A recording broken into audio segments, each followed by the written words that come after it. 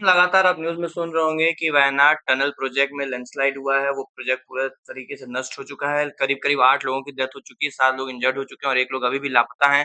पूरा डिटेल में डिस्कशन करेंगे, कहाँ ये टनल है, किसको किससे कनेक्ट करता है, क्या इससे रिलेटेड है, लैंडस्लाइड क्यों हुआ, क्या पूरी जानकारी थी, पूरा चीज़ हम लोग इस वीडियो में देखेंगे। उसके पहले मैं वीडियो शुरू करने से पहले एक चीज़ आपको एक इमेज दिखाना चाहता हूँ। ये वो टनल की इमेज है, जब लैंडस्लाइड नहीं हुआ था, लैंडस्लाइड होने से पहले जो टनल की इमेज है, वो आपको ये दिख रही है, जो बहुत ही खूबसूरत, बहुत ही बेहतरीन, बहुत ही बढ़िया टनल था। लेकिन जैसे ही लैंडस्लाइड होती है, लैंडस्लाइड होने के बाद इस टनल का नज़ारा कुछ ऐसे हो जाता है कि चारों तरफ तबाही ही तबाही है, चारों तरफ विनाश ही विनाश है। और ये जो है ये लैंडस्लाइड अगर हम लोग बात करें सबसे पहले कि ये प्रोजेक्ट जो है ये कहाँ से कहाँ किसको कनेक्ट करता है, कहाँ पे ये हुआ, पूरा तो समझिएगा केरला स्टेट की बात हो रही है। केरला स्टेट की एक डिस्ट्रिक्ट है वायनाड, इस वायनाड डिस्ट्रिक्ट में ये जो है पूरा लैंडस्लाइड इवेंट का हमें देखने को मिला है। अगर बात करूँ कि ये जो वायनाड है डिस्ट्रिक्ट में ये कहाँ से किसको टनल ये कनेक्ट कर रहा था, तो समझिएगा वायनाड में एक डिस्ट्रिक्ट एक जगह है जिसका नाम है मेपादी। क्या नाम है? मेपादी। तो ये मेपादी है और यहाँ पे है अनक्कम्पोइल। अनक्कम्पोइल को मेपादी से कनेक्ट करने का मतलब ये अमक्कोम्पोइल कहाँ है? कोज़ोइक डिस्ट्रिक्ट में है। तो कोझिकोड डिस्ट्रिक्ट से वायनाड डिस्ट्रिक्ट में हम लोग ये पूरा टनल जो है वो कनेक्ट कर रहा था अनक्कम्पोइल से लेके मेपाडी तक। और यहाँ पे आपको नज़र आएगा कि 7 अप्रॉक्सिमेटली लेंथ टनल जो है वो 7.8 किलोमीटर के आसपास है और लैंडस्लाइड लोकेशन कहाँ है? यहाँ पे है, जो कि 7 जुलाई 2026 को हुई थी। अगर हम लोग बात करें डिज़ास्टर के बाद कुछ रियल इमेज अगर आप देखेंगे लैंडस्लाइड की, तो यहाँ पे आपको नज़र आएगा कि पूरा चारों तरफ जो है वो तबाही तबाही मची हुई है। और इस लैंडस्लाइड में अगर आप देखेंगे एक और बहुत ही बेहतरीन खूबसूरत इमेज, तो एक खूबसूरत इमेज और एक अ, वैसी इमेज मेरा दिखाने का ये मोटिव है कि आप समझिए कि पहले जो टनल जब बनने की बात हो रही थी कि टनल बनेगा तो कितना खूबसूरत होगा, कितना अच्छा होगा, वो ये था। लेकिन जब लैंडस्लाइड हो जाती है, तो लैंडस्लाइड होने के बाद कुछ टनल का नज़ारा ऐसा हो जाता है। क्या रीज़न होगा इसके पीछे का कि ये इतना हो गया? साथ में सिर्फ बारिश एकमात्र रीज़न नहीं होती, हमें लग रहा है कि रेनफॉल आ गया, क्या रेनफॉल की वजह से तो सिर्फ रेनफॉल हाँ, बोल सकते हैं कि rainfall one of this factor हो सकते हैं, लेकिन ओनली फैक्टर रेनफॉल नहीं था। समझना होगा हमें ये। तो समझिए क्या है पूरा माजरा कि according to report latest available 12 जुलाई 2026 के रिपोर्ट के अकॉर्डिंग क्या हुआ समझिएगा 8 पीपल जो हैं कंफर्म हो चुका है, डेथ हो चुका है 8 लोगों की। 7 वर्कर जो हैं वो अभी भी इंजर्ड हैं, इंजरीज हैं, हॉस्पिटलाइज़ हैं और 1 पर्सन क्या है अभी भी मिसिंग है, 1 पर्सन जो है वो मिल नहीं रहे हैं। अगर हम लोग टाइमलाइन की बात करें कहाँ से चीज़ें शुरुआत हुई तो 7 जुलाई 2026 को लैंडस्लाइड होता है। इसी अनकम्पोली और मेपादी टनल के पास कंस्ट्रक्शन है जहाँ पे वायनाड में ड्यूरिंग द मानसून रेनफॉल के समय। इनिशियल रिपोर्ट के अकॉर्डिंग बताया जा रहा था शुरुआत में कि 2-3 डेथ हुई है, लेकिन धीरे-धीरे जो है ये मिसिंग रिपोर्ट बढ़ती चली गई। रेस्क्यू टीम आई, रिकवर करती चली गई एडिशनल बॉडीज़ और 12 जुलाई 2026 को हमें पता चला कि डेथ जो है वो टोटल 8 लोगों का डेथ जो है वो हो चुका है।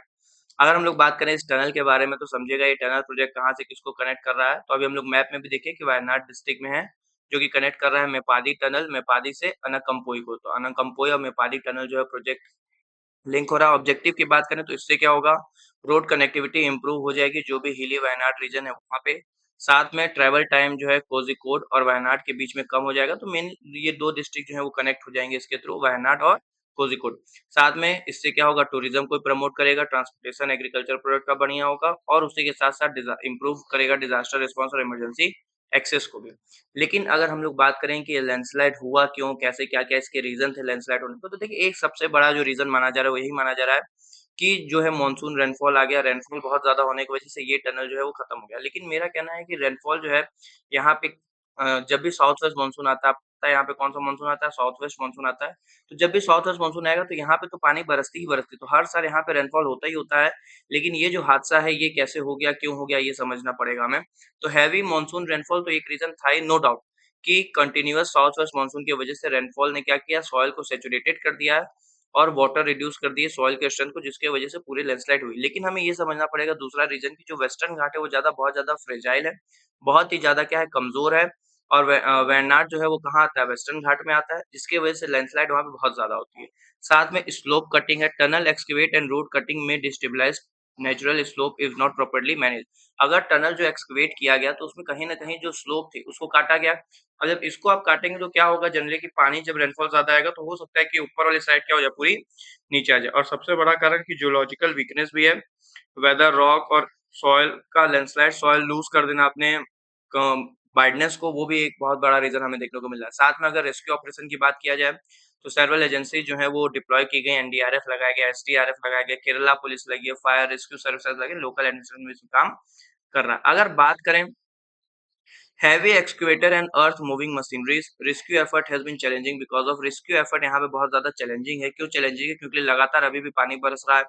साथ में मड एक्युमुलेशन हो गया, पूरा मड का पूरा मिट्टी जो है वो ढेर लग गया है। अनस्टेबल टेरेन है, टेरेन जो है वो स्टेबल नहीं है और साथ में रिस्क ऑफ सेकेंडरी लैंडस्लाइड का रिस्क है कि भैया हो सकता है कि एक लैंडस्लाइड के साथ दूसरी लैंडस्लाइड भी हो जाए।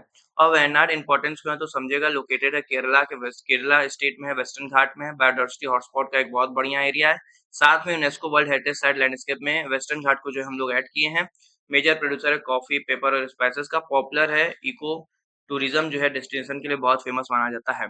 अब कुछ लैंडस्लाइड जो है वो फ्रीक्वेंट वायनाड में आ रहे हैं, उसके कुछ नेचुरल फैक्टर हैं, कुछ क्या है ह्यूमन फैक्टर है। नेचुरल फैक्टर तो देखिए, जो नेचुरल फैक्टर है वो तो होंगे ही होंगे, लेकिन यहाँ मुद्दा ये है कि ये जो ह्यूमन फैक्टर हैं, इनके वजह से जो नेचुरल फैक्टर है वो और ट्रिगर होते जा रहे हैं, क्योंकि हम लोग लगातार क्वेरिंग कर रहे हैं, रोड कंस्ट्रक्शन कर रहे हैं, डिफॉरेस्टेशन कर रहे हैं।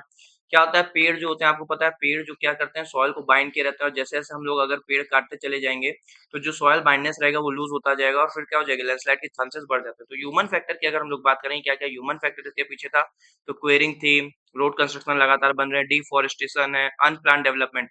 इसके प्लान, जब ये प्लान पास किया जा रहा था, तब जो एनवायरमेंटल असेसमेंट होता है, तो उस इम्पैक्ट असेसमेंट में ये इन्होंने पहले ही वार्निंग दिया था, भैया ये जो है ऐसा टनल मत बनाइए यहाँ पे, क्योंकि ये बहुत फ्रेजाइल एरिया है, वैसे ही वेस्टर्न घाट, तो यहाँ पे ये सब प्रोजेक्ट ज़्यादा चलने वाले नहीं। तो भी वार्निंग को क्या किया गया, इग्नोर किया गया। वार्निंग को इग्नोर करते हुए वापस से काम शुरू किया गया, जिसकी वजह से नेचुरल फैक्टर ने क्या किया, और चीज़ों को बढ़ा दिया। जैसे स्टीप स्लोप है, हेवी रेनफॉल हो गया, डीप वेदर सॉइल है और डेंस ड्रेनेज नेटवर्क भी है।